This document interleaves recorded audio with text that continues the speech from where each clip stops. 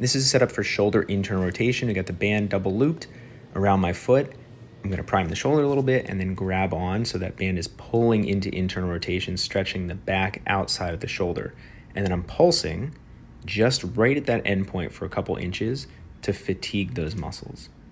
Another thing I can do is passive range hold. So I'm pushing my shoulder into max internal rotation, letting go slowly and trying to hold that range. Notice I lose a little bit of it, but I'm trying to maintain as much of that range actively as I can when I let go.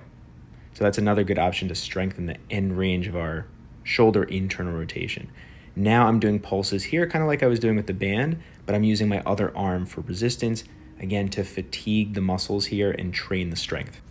Now I'm using the band for eccentrics, kind of overloading that left shoulder. So I'm helping with my other hand to get up to that high point, and then the band is pulling me down. I'm resisting it. So there's a lot of tension at the top, so I'm helping myself get there, slowly let go, and that's a lot for my shoulder to work with. So I'm basically slowly failing, but trying to make it as gradual as possible.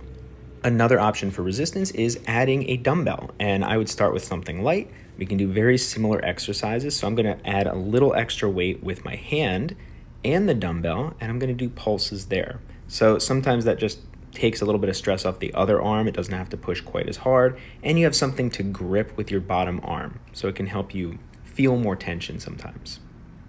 Another nice thing with the dumbbell is it can help us focus some rotation. So I'm rotating my elbow. That dumbbell is up right now. I'm finding that internal rotation.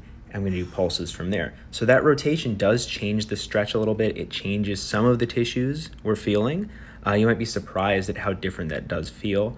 And then we can use that dumbbell to help us focus that pulsing effort.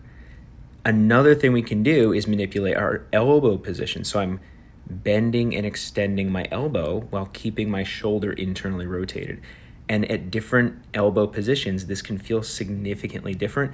Now I'm adding some downward pressure along with the elbow bend. Really cool stuff. I suggest you try it out.